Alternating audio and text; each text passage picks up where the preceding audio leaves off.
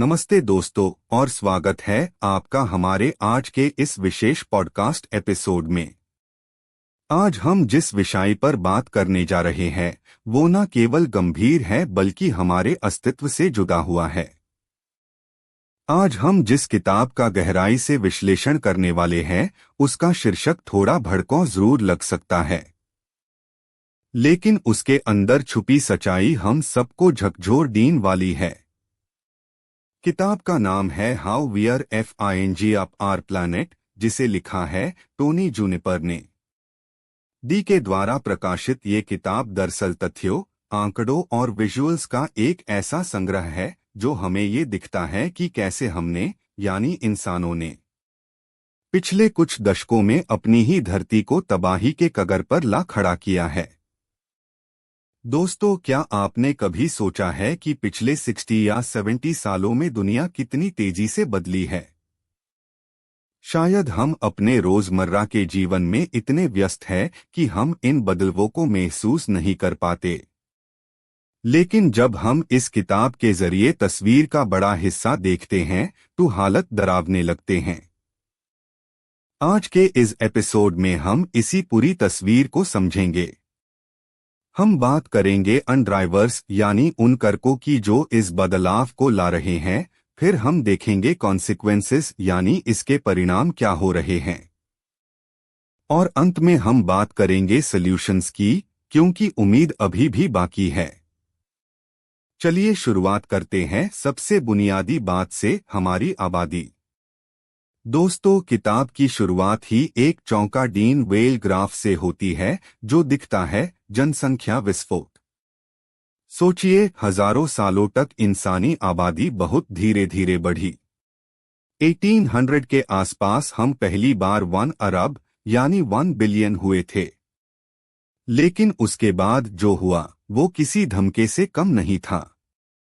1950 में हम लगभग 2.5 अरब और आज हम 7.5 अरब से ज्यादा हो चुके हैं, और अनुमान है कि 2050 तक हम 9 अरब से ज्यादा होंगे। ये सिर्फ एक संख्या नहीं है। हर एक नया इंसान जो इस धरती पर आता है उसे खाना चाहिए, पानी चाहिए, रहने के लिए जगह चाहिए और ऊर्जा चाहिए। ये जो ग्रेट एक्सेलरेशन यानी महातेजी आई है पिछले 70 सालों में, यही सारी समस्याओं की जड़ है। इस किताब में बताया गया है कि कैसे हमने अर्बन प्लैनेट यानी शहरी ग्रह बना दिया है। पहली बार इतिहास में आधे से ज्यादा इंसान शहरों में रह रहे हैं। शहर जो धरती के जमीन का सिर्फ 2% हिस्सा घेरते हैं, लेकिन दुनिया के 75% प्राकृतिक संसाधनों का उपभोग कर लेते हैं। जरा इस अनुपात को सोचिए, सिर्फ 2% जगह और 75% संसाधन। ये असंतुलन ही प्रदूषण और कचरे का सबसे बड़ा कारण बन रहा है। लेकिन दोस्तों, सिर्फ आबादी बढ़ना ही समस्या नहीं है। समस्या है हमारा कंजम्पशन यानी उपभोग का तरीका। किताब में एक बहुत दिलचस्प कॉन्सेप्ट समझाया गया है जिसे कहते हैं डैम्मी उपभोग या कंज्यूमरिज्म। हम आज वो चीजें खरीद रहे हैं जिनकी हमें जरूरत नहीं है, और उन्हें बनाने के लिए हम धरती का सीना चीर रहे हैं। जीडीपी को हमने विकास का पैमाना बना लिया है। अगर जीडीपी बढ़ रही है तो हम सोचते हैं सब अच्छा है। लेकिन टोनी जूनिपर सवाल उठाते हैं, क्या सच में? अगर जीडीपी बढ़ाने के लिए हमें अपने जंगलों को कटना पड़े, नदियों को गंदा करना पड़े, तो क्या वो सच में विकास है? 1950 से लेकर अब तक ग्लोबल इकोनॉमी कई गुना बढ़ गई है, लेकिन इसके साथ ही पर्यावरण का विनाश भी उसी रफ्तार से बढ़ा है। अब जरा बात करते हैं उस ईंधन या फ्यूल की जो इस पूरी अर्थव्यवस्था को चला रहा है। हम सब जानते हैं फॉसिल फ्यूल्स, कोयला, तेल और गैस। किताब में दिखाया गया है कि कैसे हमारी पूरी सभ्यता कार्बन पर निर्धारित हो गई है। हमने जमीन के नीचे दबे हुए करोड़ों साल पुराने कार्बन को निकलकर हवा में फूंक दिया है।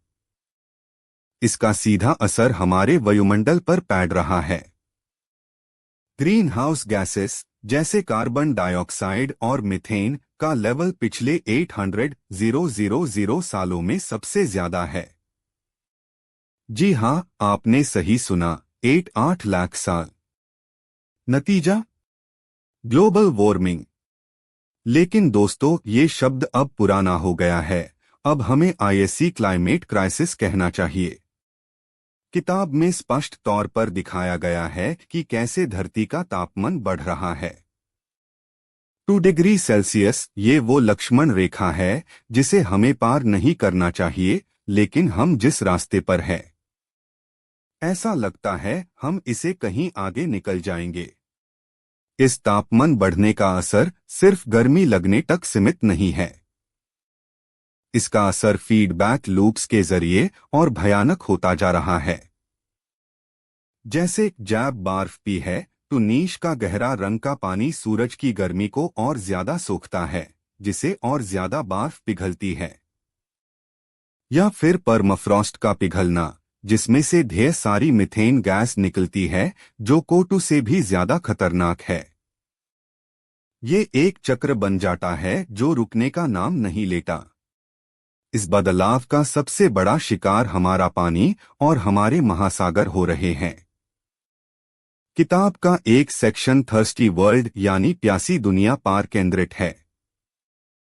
हम सबको लगता है कि धरती पर तो बहुत पानी है, लेकिन दोस्तों, पीने लायक मीठा पानी यानी फ्रेश वाटर कुल पानी का 3% से भी कम है, और उसमें से भी ज्यादा टार बर्फ में जमा हुआ है। जिस तेजी से हम भूजल ग्राउंड वाटर निकल रहे हैं, वो वापस रिचार्ज नहीं हो रहा है। हमारी खेती, हमारे उद्योग सब पानी पी रहे हैं। एक बहुत हैरान करने वाला आंकड़ा जो इस किताब में है वो है वर्चुअल वाटर का। क्या आप जानते हैं कि एक कॉटन की टी शर्ट बनाने में लगभग 2700 लीटर पानी लगता है? या एक बर्गर बनाने में हजारों लीटर पानी खर्च होता है, चारा उगने से लेकर जानवर को बड़ा करने तक। जब हम कोई चीज फेंकते हैं तो हम सिर्फ वो वस्तु नहीं फेंक रहे होते, हम उसमें लगा हुआ हजारों लीटर पानी भी फेंक रहे होते हैं। महासागरों की हालत तो और भी खराब है। ओशन एसिडिफिकेशन एक ऐसी समस्या है जिसके बारे में कम बात होती है। जब हवा में कोटू बढ़ती है तो समुद्र उसे सोख लेता है और पानी एसिडिक तेजाबी हो जाता है। इसे कोरल रीफ्स मर रहे हैं और शेल वेल जीव जैसे सीप, घोंघा अपनी खोल नहीं बना पा रहे। और फिर आता है प्लास्टिक। किताब में दर्शाया गया है कि कैसे हमने समुद्र को प्लास्टिक सूप बना दिया है। पैसिफिक ओशन में प्लास्टिक का एक ऐसा द्वीप तैर रहा है जो कई देशों से बड़ा है। ये प्लास्टिक छोटे टुकड़ों माइक्रोप्लास्टिक्स में टूटकर मछलियों के पेट में जा रहा है और अंत में हमारी खाने की थाली में वापस आ रहा है। दोस्तों, ये सिर्फ पर्यावरण की बात नहीं है, ये बायोडाइवर्सिटी यानी जैव विविधता के अस्तित्व की बात है। वैज्ञानिक कहते हैं कि हम 6th मास एक्सटिंक्शन के दौर में हैं। इससे पहले 5 बार धरती से जीवन लगभग खत्म हुआ था, जैसे डायनासोर्स का खात्मा, लेकिन वो प्राकृतिक कारणों से था। इस बार कारण हम हैं। हमारी भूख ने जंगलों को खेत बना दिया है। हम हर रोज करोड़ों पेड़ काट रहे हैं। जानवर, पक्षी, कीड़े सबकी संख्या तेजी से गिर रही है। क्या आपको पता है कि हमारे खाने का एक बड़ा हिस्सा मधुमक्खियों, बीज और अन्य पॉलिनेटर्स पर निर्भर करता है?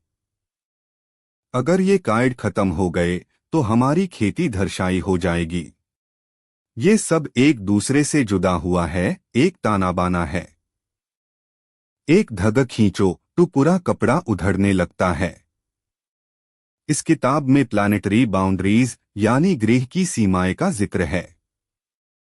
ये वो सुरक्षा रेखाएं हैं जिनके अंदर रहकर हम सुरक्षित जीवन जी सकते हैं। लेकिन हमने बायोडाइवर्सिटी लॉस, नाइट्रोजन साइकिल और क्लाइमेट चेंज जैसी सीमाओं को पहले ही पार कर लिया है। अब सवाल ये उठता है कि क्या सब कुछ खत्म हो चुका है? क्या हम हार मान लें? टोनी जूनिपर की ये किताब सिर्फ निराशा नहीं परोसती, बल्कि पार्ट 3 सॉफ्टनिंग द कर्व में समाधान भी बताती है। सबसे पहला और बड़ा बदलाव है एनर्जी रेवोल्यूशन।